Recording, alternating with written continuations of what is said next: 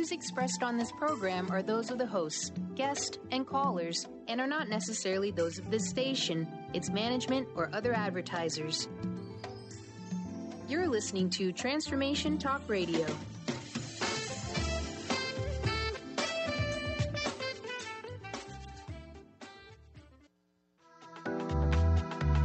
This show's audio was via a Skype call. On the cutting edge of the new mainstream, Christine Upchurch is passionate about bringing together science, psychology, and spirituality in a way that can be applied to our everyday lives for true transformation. The Christine Upchurch Show, stellar conversations to illuminate your journey, engages some of the most inspired visionaries on the planet in lighthearted, lively dialogue. Join us as we explore the expansive nature of reality in a down-to-earth way, offering you insights and tools, empowering you to become that bright light you're meant to be. Now, here's your host, Christine Upchurch. Welcome to the Christine Upchurch Show here on KKNW AM 1150 here in the Seattle area and on Transformation Talk Radio worldwide. I'm coming to you today from just a little bit of residual smoky Seattle. It shows that we're truly connected because we've been getting the smoke from Canada. We've been getting the smoke from down south as well. And we normally have very fresh air. So it's just a reminder of what's going on the planet right now. I would like to say hello to the man who does the magic in technology with a gazillion monitors and a bunch of keyboards. Good morning, Mr. Benny Mathers. Hey there, Christine. I was expecting to wear, wearing a mask or like one of those nuclear fallout, mask walking to the door. It's almost like we needed one. We did. Earlier this week. We had bad. The worst air in the nation. Yeah, the rumors were floating around. I'm sure not even rumors. We were just as bad as India and maybe places in Beijing, or China and Beijing. Beijing, yes. I mean, it was bad. It was really bad. Mm-hmm. And in fact, I kept my windows in my house closed. Mm-hmm. I've got a couple of cats with asthma. Yeah. And so, just sort of recirculating the interior air, and it's scary. It really is. Yeah, and of course we want to give our, best to all those fighting these fires and getting them. I mean, there's just a lot going on. So, and just look out for your neighbors and everyone around you, and just be cautious and aware. Yeah, and I headed up to Bellingham last week to go to an orientation for my son's upcoming college. And you seem so happy with that one. No, it's great. He's happy. I'm happy. It'll be great. I'm sure you should be. But there were fires along the side of the road, and it's people throwing cigarettes out or whatever. I don't know why people are still doing that. I know it's shocking. Like, really? Yeah. And Denise Lynn, who has been a wonderful guest on the show several times, Hay House author. I think she's got like 19, 20 books published. Much of her land burned, and in fact, the outbuilding on her land burned, but the firefighters were able to save the house. That's good. And her cat within, because they couldn't get when they had to evacuate quickly, they weren't able to get their cat. Yeah. And the firefighter actually went in and fed the cat twice, got it water. But if you go onto her Facebook page, you'll see all the burned, charred land around her house. It's just. Yeah, and people are losing their homes. So and that's we are just at the unfortunate part. A shifting moment here on this planet in a big way. Well, I know that all of you are wanting to find your way to health, well-being, wealth, and purpose. And our guest today has a system to help us do that. Her name is Myra Godfrey. She's known as Jaya Jaya Myra, and she's an internationally acclaimed author, a motivational speaker, a corporate trainer, a natural lifestyle expert, and she teaches people how to cultivate physical, mental, and emotional health and well-being based on their personal energy and composition type. She's a healer. She healed herself naturally from fibromyalgia, and she's developed a blueprint for healthy living, and how to live a successful, fulfilling life. She's got her debut book, Vibrational Healing, Attain Balance and Wholeness, Understand Your Energetic Type, and it's published in 10 languages and is available worldwide. She's also the founder and director of the 501c3 nonprofit organization, Gita for the Masses, teaching spiritual practices that promote conscious character development. Oh, I'm going to want to talk to her about what that is, interreligious dialogue, which is so important, and interfaith harmony. I'd like to welcome our guest today, Jaya Jaya Myra. Hi there. Hi there. Great to be here. I'm always fascinated by how a person gets from the path that they were on to sharing wisdom. And usually there's a personal story involved. What's your story about how you got to the place where you were sharing your wisdom with others through this book? Absolutely. I think ultimately when people have these dramatic shifts in what they're doing with their life, it's a shift that's bringing you back to manifesting your true purpose. Because we don't always know that when we're growing up or when we're in school, or we feel like we have to follow specific societal expectations or norms. But for me, that journey really began when I came down with debilitating fibromyalgia. I was working as a research scientist in both academia and in the pharmaceutical industry. Mm-hmm.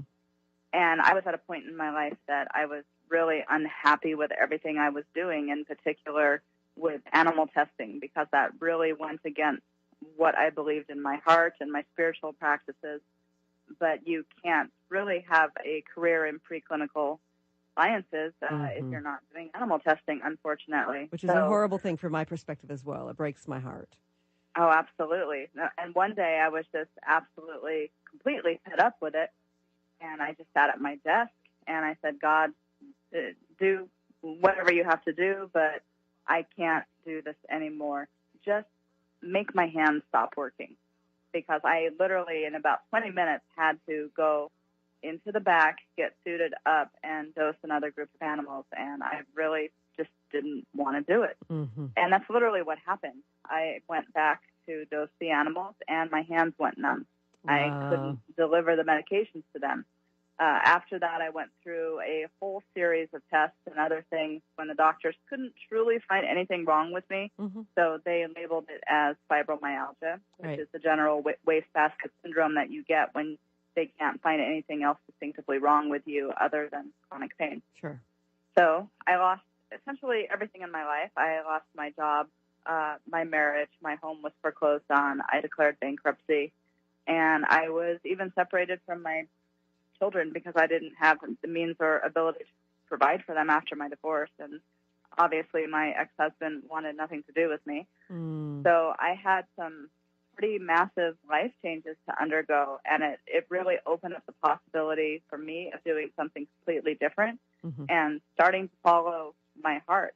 Right. So the icing on the whole cake for me was that Western medicine made my condition worse. It didn't even make it a hair better. It actually made me feel worse and more sick, and with the medications that they would give me. Mm-hmm. So I just pushed it all aside and healed myself naturally. I started using, practices from my spiritual tradition, doing more yoga, a lot with mindfulness and meditation, changing some stuff in my diet, and I was able to completely recover my health naturally. So what are your spiritual traditions? So I follow a Shakti-oriented tradition, which would be considered a lot like esoteric Hinduism. Okay. I've also deeply, deeply studied the Bhagavad Gita, which is really a scripture that teaches you how to live your life in accordance with your life purpose and how to look out for the things that you need to overcome and watch out. Like, while everyone's life purpose is not the same, there's definitely there's still a common thread to everyone's life in certain like do's and don'ts that you should really watch out for. Like, basically, your friends and family may not always, like, their dharma, their life purpose may be much different from yours, and those are usually like the biggest obstacles that you're going to come up against, like when you're starting to follow your own path.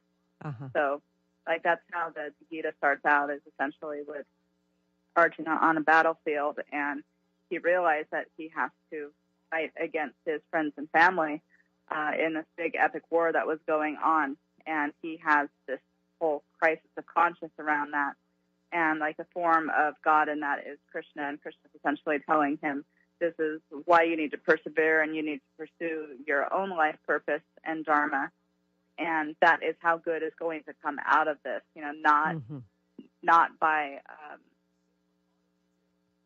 throwing away what your life purpose is because it might be hurtful to someone around you. And that's something I think that we all experience a lot of when people have expectations in life about what you should or shouldn't be doing. Right. And that doesn't always serve your highest potential or purpose. So, like, the underlying message in that is, you really need to honor yourself first and foremost, and then all the pieces will just fall into place where they're supposed to. Yeah. Well, I know I personally was more or less following in my father's footsteps when I went into statistics, and at one point I experienced the early stages of cancer, and I recognized that I was in a career that was disconnected from my heart, was disconnected from my soul purpose, and it wasn't until I decided to make some changes based on that it went away, because doctors had nothing to offer me at that point. So I know that it's that this concept of following our dharma, our purpose, is essential for being at ease with our life. So, absolutely. I know that you've talked about the importance of purpose, and I think people will typically think purpose as it relates to career, or purpose that relates to maybe the family role. Yes, and that's unfortunate, because that's not what purpose or life purpose is at all. Like, we each have our own reason for being here and our own unique talents and strengths that are really going to make the world a better place. The rest of it, the career, the family, how we raise our children, are just, they're standard to everyone, no matter what your specific life purpose is. So you have to go beyond those typical things that we're all going to experience in life and really dig deeper and understand what makes me different, what makes me unique, and what is my very special contribution to the world. Like, what am I passionate about, and what makes me feel good, what makes me able to share love with the world. I love that. And I think that our listeners, many of them have this deep desire and don't quite know how to access their purpose and shift their direction based on that inner yearning. But we're going to talk more with Jaya Jaya Myra here in just a few moments.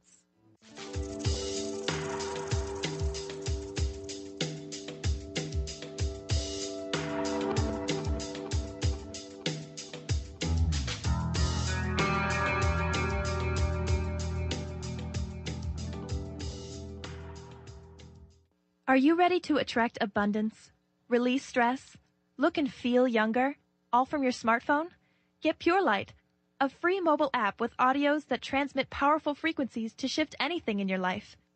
Created by some of the world's top energy healers, these audios have created miracles, often quickly. Enjoy the latest in conscious technology and download Pure Light today.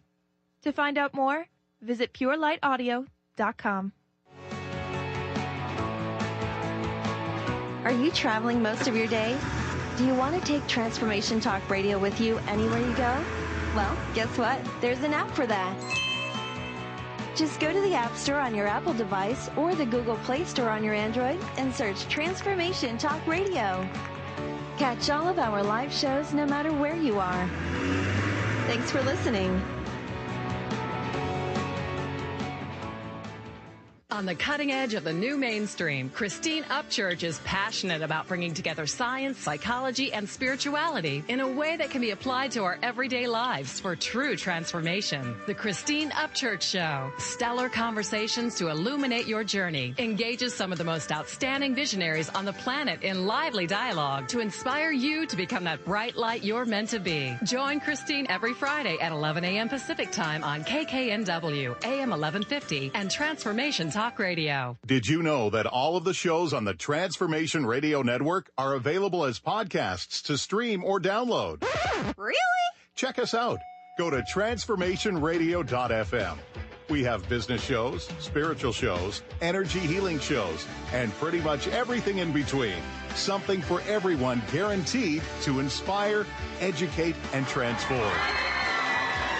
We are transforming the world, one listener at a time. I'm Christine Upchurch, and this is a Stellar Reflections Minute. As a former research statistician, my scientific background is what many would call sensible. For more than a decade now, I have been working in the field of energy medicine, facilitating sessions and teaching around the world. People from the mainstream often ask me, how did a sensible woman like you end up working in such an alternative field? Implicit in their question is the underlying assumption that the field of subtle energy, such as energy healing and intuition, isn't sensible. But I believe it is very sensible. Even scientists are able to measure aspects of this. Approaching life from an energetic perspective brings us new opportunity for healing and transformation. And from a practical standpoint, even if you can't rationally explain how something works, if you experience a shift from it, then doesn't it make it pretty sensible? Please visit stellarreflections.com or call 425-999-9836. That's 425-999-9836.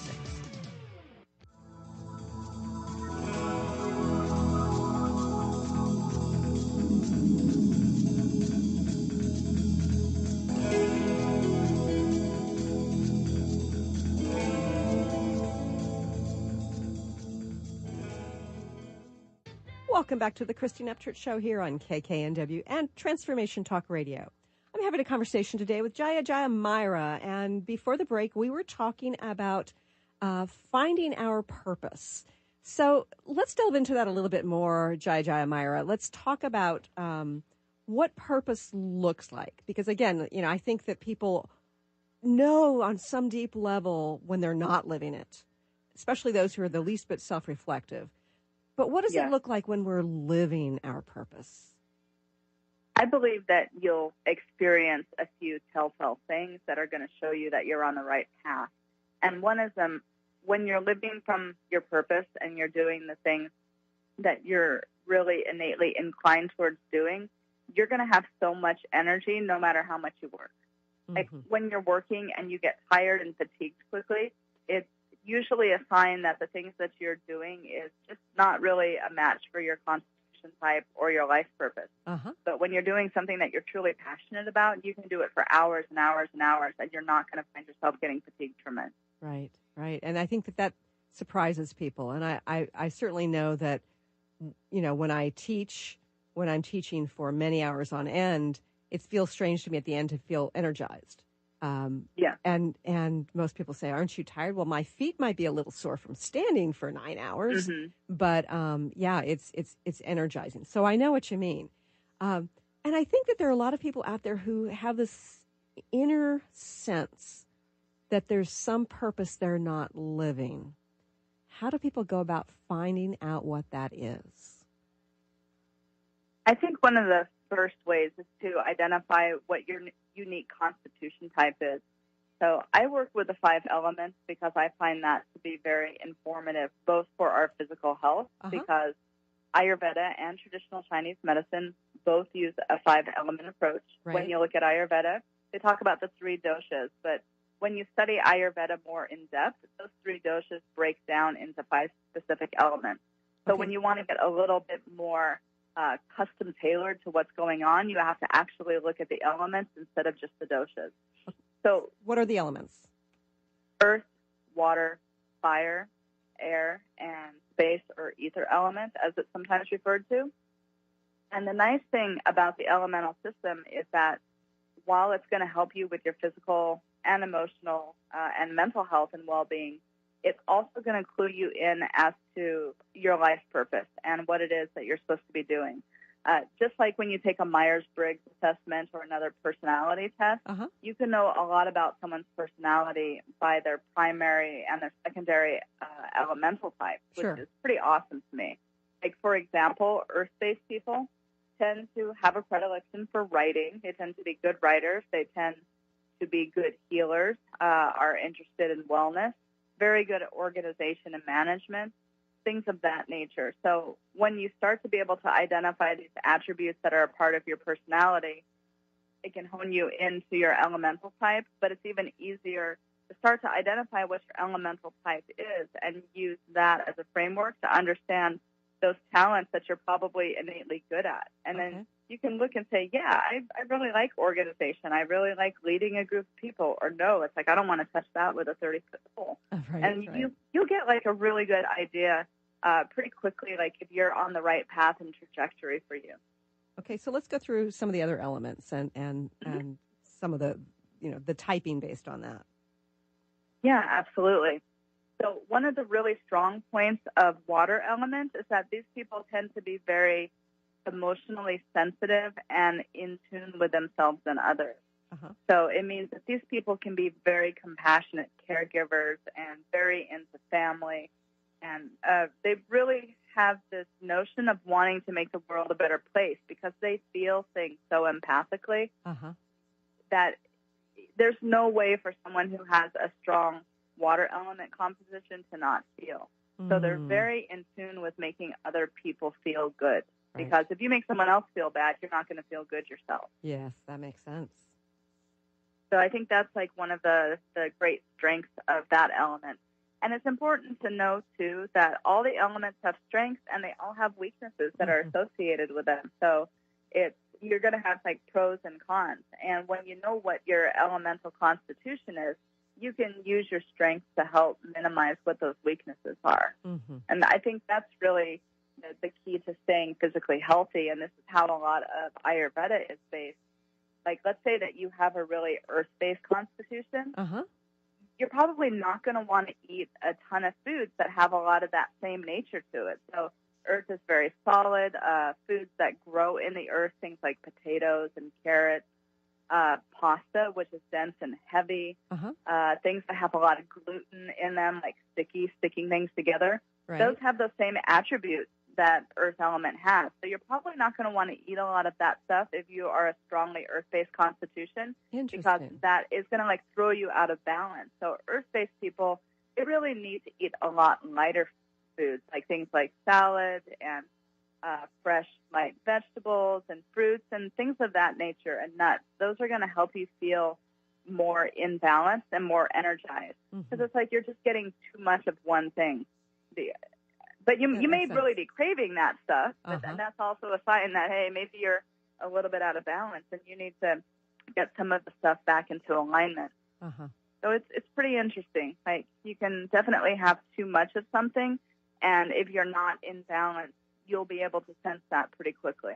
So it makes sense to have sort of like a tendency towards one element, but you don't want to be too far into that because that gets you out of balance, is what you're saying then. It can get you out of balance if you're starting to manifest the negative attributes that are associated with that. And so one of those negative attributes with earth element is that density in that weight. It's like the most solid element, so it wants to make things solid. So let's say that your primary element is earth and or water, for example, and you crave all these heavy foods all the time. What's going to happen? You're likely going to be sluggish and lethargic, and you're going to put on weight easily. Okay. That's actually one of the cons for people who have a ton of earth or water elements in their constitution, is that it's really easy for these people to gain weight. Okay.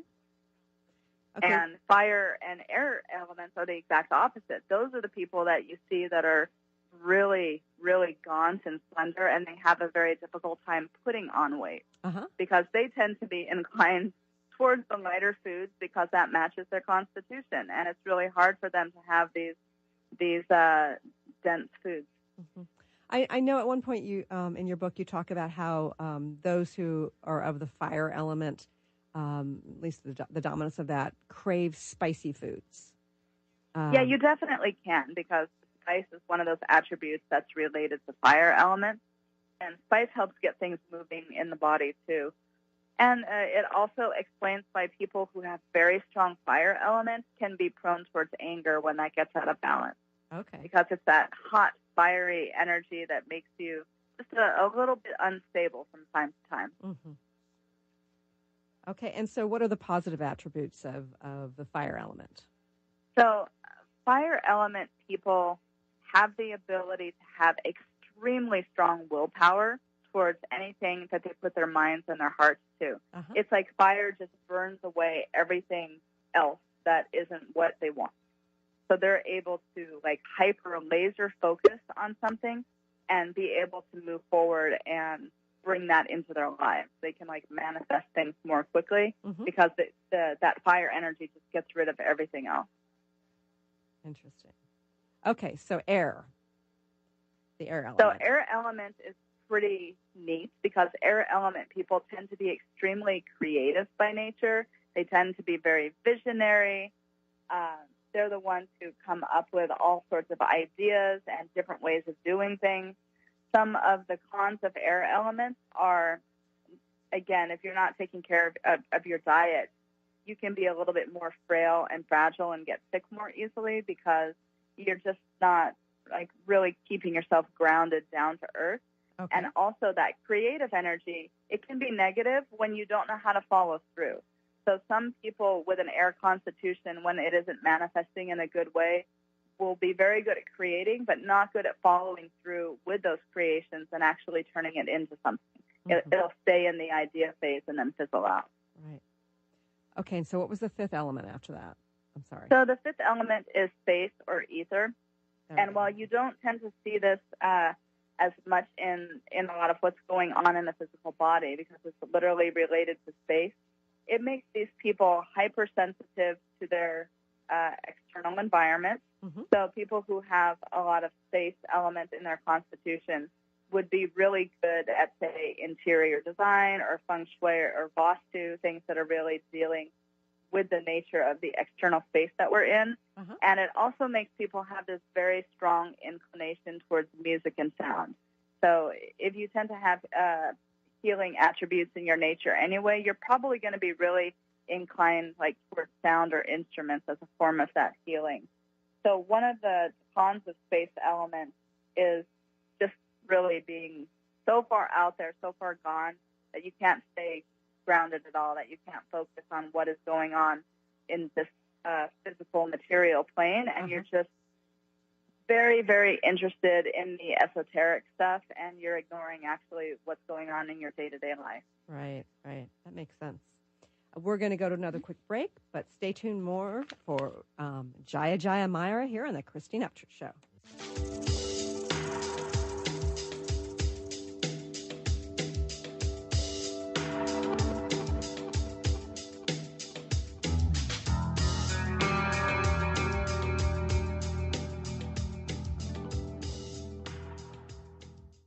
Calling all moms, it's time to awaken your vibrant, intuitive, loving self in every area of your life. Join host Debbie Pokornik as she shares thoughts, stories, and tools to help you stand in your power. Listen to Vibrant, Powerful Moms helping everyday women create extraordinary lives. Mondays at 2:30 Pacific, 5:30 Eastern. For more information about Debbie, visit empoweringenergy.com. That's empowering with letters NRG.com. Did you know that all of the shows on the Transformation Radio Network are available as podcasts to stream or download? Really? Check us out. Go to transformationradio.fm. We have business shows, spiritual shows, energy healing shows, and pretty much everything in between. Something for everyone, guaranteed to inspire, educate, and transform. We are transforming the world, one listener at a time. Defining success and putting minds to work. With the Higher Learners Career and Leadership Series, Rudy Racine will help you craft your personal definition of success, offering support and guidance as you move forward towards your goals. Take the leap. With the right mix of focus and motivation, anything can be achieved. Tune in every first and third Monday at 12 p.m. Pacific, 3 Eastern, and for more information on Rudy Racine and Higher Learners, visit Rudy's site at higherlearners.com. That's HIRE learners.com. Conscious Confidence Radio, a timeless wisdom with Sarah Main. Tune in each month on Transformation Talk Radio and join Sarah on an adventurous journey to the deeper level of meaning to move beyond today's world of constant change, confusion, and uncertainty beyond the shadow of fear. This hit show explores key concepts such as confidence, values, and attitude in a dynamic way. To learn more about Sarah and her work, visit sarahmain.com. Miss any shows during the week? Don't worry, we've got you covered. With the free Transformation Talk Radio app, you'll have access to all of the past week's shows in the palm of your hand. Yeah! Tune in to Transformation Talk Radio anywhere you go with our free app for any of your devices. Check out our app in the App Store and Google Play Store today. A On the cutting edge of the new mainstream, Christine Upchurch is passionate about bringing together science, psychology, and spirituality in a way that can be applied to our everyday lives for true transformation. The Christine Upchurch Show, stellar conversations to illuminate your journey, engages some of the most outstanding visionaries on the planet in lively dialogue to inspire you to become that bright light you're meant to be. Join Christine every Friday at 11 a.m. Pacific Time on KKNW, AM 1150, and Transformation Talk Radio.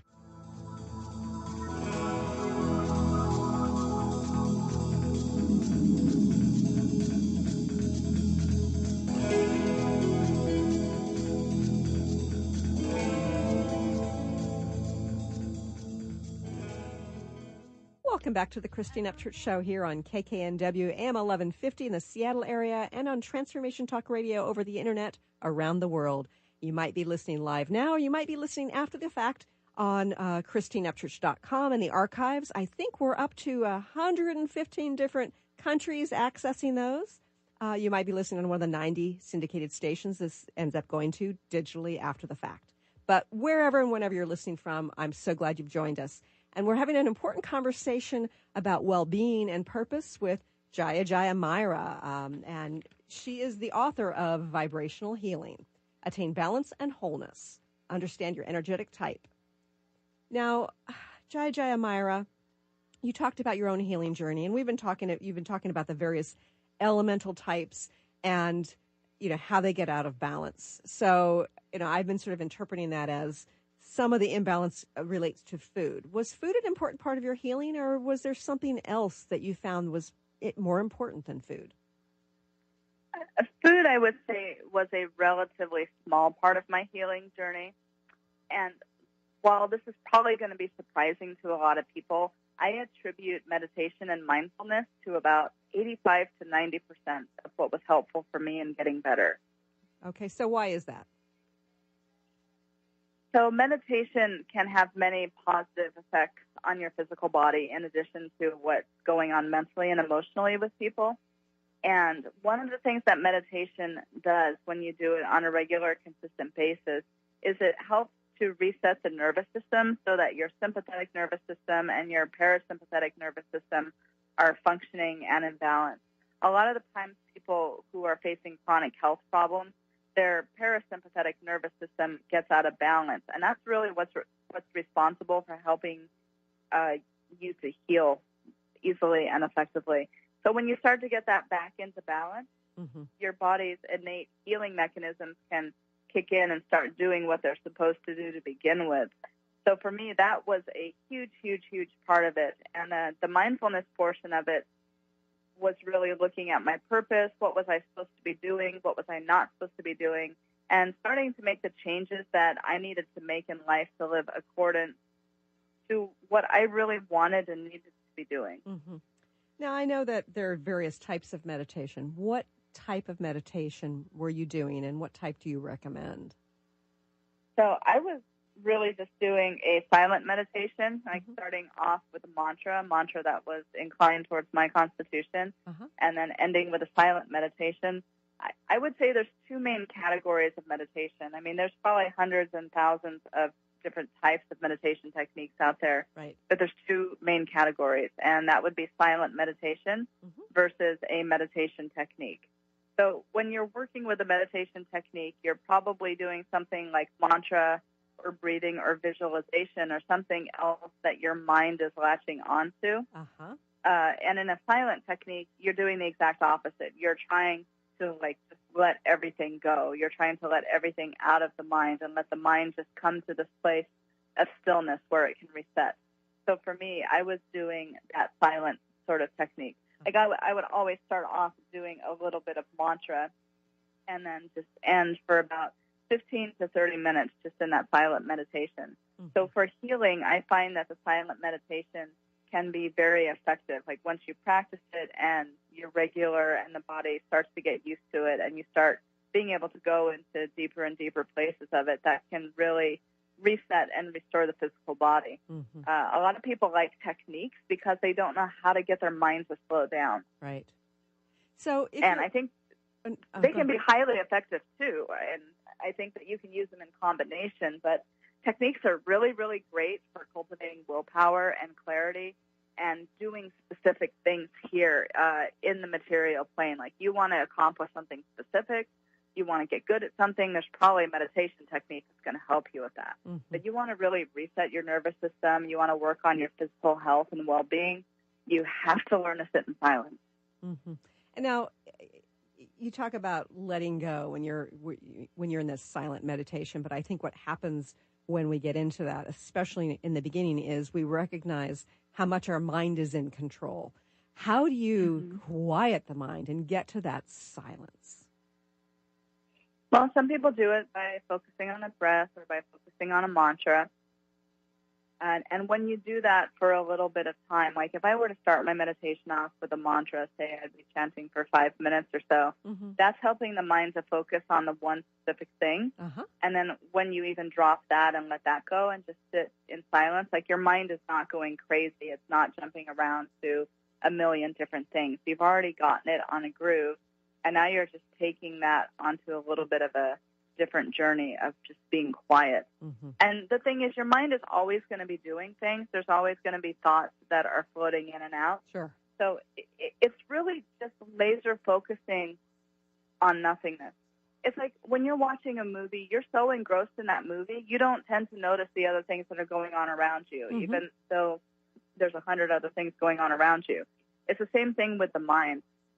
If you can get to the point where you can just focus on nothing, you're going to feel thoughts floating in and around. There's going to be things that come into that space, just like clouds come into the sky. I mean, you're not going to be able to stop that, but then you just bring your attention back to, like, literally nothingness, just openness, empty space that doesn't have anything else there. So, and when you're in that open, empty space, you're literally giving your mind and body and emotions that space necessary to start healing. And I think that there's, you talked about the focus, so it's kind of like the clouds going by, but I think that there's also an aspect of it of letting go of any attachment to the thoughts that go through the mind. Because oftentimes the thoughts that go through our mind trigger this physiological and emotional reactivity. And so what you're talking about in this silent meditation, it sounds to me like you're just sort of letting go and observing and not, like, having that attachment to whatever that thought is.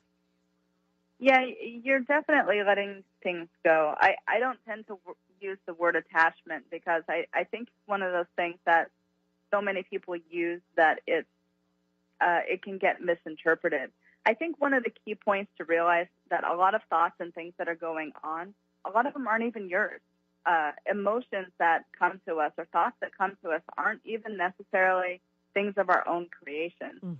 Like, they can just be floating around in the space that you're in. Right. For example, you walk into a house, let's say that you and your husband just had a huge fight. You leave. You come back into that space, you find yourself starting to get angry again. Yeah. Why? Yeah, the energy's still there, yeah. Because, you put that energy into that space.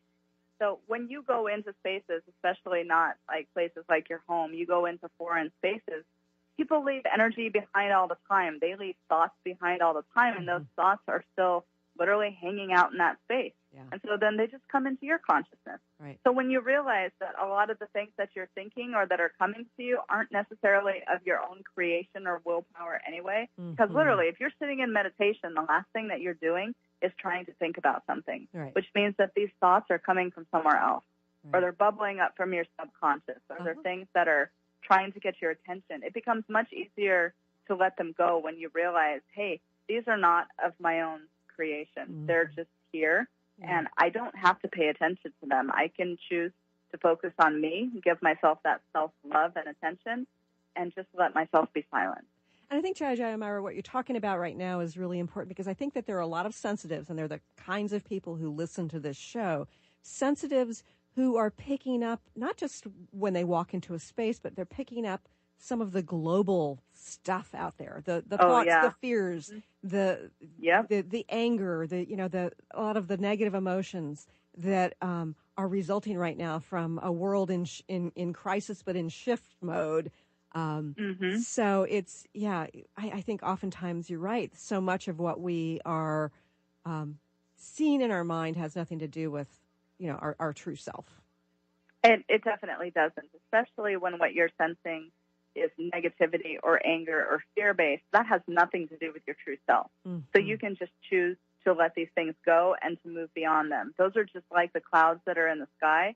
Once those clouds are out of the way, everything is bright and clear. Mm-hmm. You have to go deeper, but as long as you're giving your attention to those thoughts and to that negativity, there's no way to penetrate through it when it has your attention. So you talk about rebalancing the nervous system through meditation and mindfulness. Yeah. What does it feel like when the nervous system is balanced? So a lot of times when I was healing in particular, when I would come out of a meditation, I would feel very revitalized. I would feel like I had additional energy that was available to me. You just feel like a youthfulness and a vibrancy, like literally just that energy of vitality and vigor that's coming to you. And when you can go deep enough into your meditations, like to where, you know, you're not sensing, like where you're not sensing things. So we have smell, taste, sight, touch, and sound, which correspond to those 5 elements. And when you go deeper into your meditation, you start not noticing those things. Like you start not, like you're not going to see something, hopefully, because your eyes are closed anyway. But you start not, like, even really sensing, like, those light differences that are going on around you. You'll start noticing that you lose sensation in your body. Like, you don't have that sense of touch when you're sitting still. Like, you don't feel the air that's moving on you. You don't even necessarily feel your body. And eventually, you'll start even going beyond hearing anything that's happening around you. So when you're that immersed in yourself, like that you start to lose all of your sensory experiences, that is like a really good place to be, because then you know you've gone really deep, and the nervous system can do what it needs to do to start resetting and rebalancing. Because, again, your attention isn't focused on sensory objects. It's literally just immersed in you. So 100% of your energy is going to what's going on in your body and in your mind. And so with all of that focus there, there's no way that your body won't start healing itself. Interesting. So, you know, what happens when you go so deep, though, that you start to get a different kind of visual, a different kind of auditory, a different kind of kinesthetic? I'm thinking in terms of, like, you know, when I first started meditating and first started doing healing, when I closed my eyes, I would start to see the flow of the third eye energy, that light flow. And I know sometimes people will hear an inner voice that seems to be disembodied, but it's not like the external sound. What do you do with it when you get to that kind of sensory level? For me, I just recognize that it's still sensory and that I need to go beyond that. Because you're going to get all sorts of spiritual experiences when you start meditating or following a particular spiritual path. And those are just as much distractions, or can be distractions, as is what's going on around you on a day-to-day basis. So if I've gone into meditation for the purpose of silencing my mind and silencing everything that's going on, for me, I just focus on that. And I remember that, hey, I need to focus. I need to go beyond all of these things. Like, even when you're in meditation, you still have some of that cognizance there to realize, hey, this is not what I'm doing. Unless you just lose yourself completely. Some people, when they go into meditation, they're not even really cognizant of, like, what's going on. They're kind of just, like, drifting around in some other plane. But as long as you maintain that cognizance, you can still just come back and be like, okay, that's interesting, but let me focus on just this nothingness and the silence for now. Interesting. Stay tuned for more with Jaya Jaya Myra when we return here in just a few moments.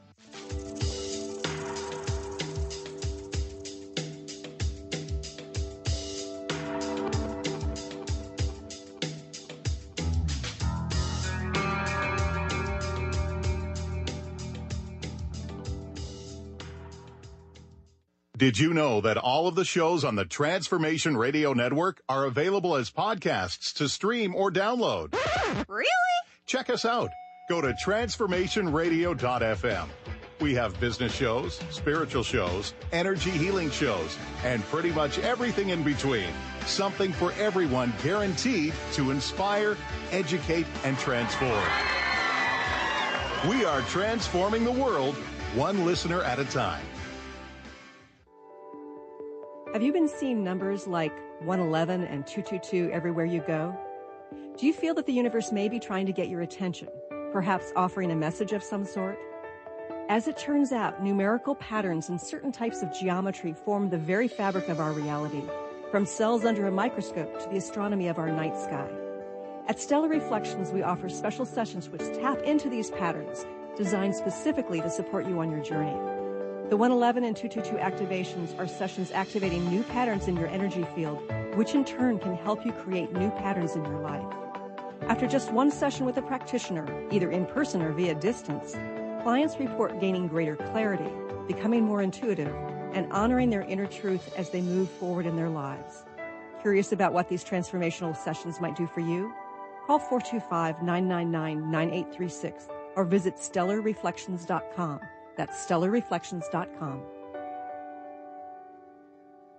I'm Peggy Snow with another Stellar Reflections Minute. Presence, or what we think of as being fully in the moment, is a key element in the process of healing work. As a practitioner facilitating a session, genuine presence takes us out of our heads, where we tend to decide what is and maybe what should be for the client, and moves us into direct experience where we're available to witness the person in their wholeness. In this receptive realm, our senses are heightened and expanded, allowing us to perceive what's seeking to unfold and to interact in the moment. There's something profoundly powerful that happens when healing is approached in this simple, pure way. Balance can be restored and healing can take place on multiple levels. If you'd like more information about the services we offer at Stellar Reflections, visit us at stellarreflections.com or call 425-999-9836. That's 425-999-9836.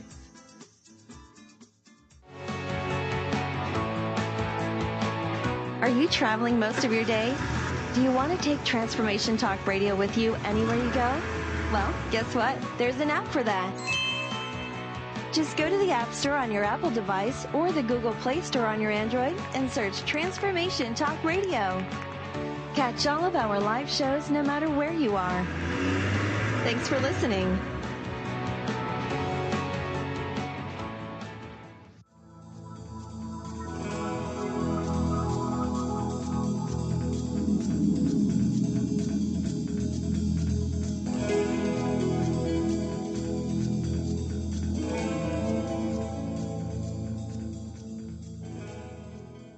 Welcome back to the Christine Upchurch Show.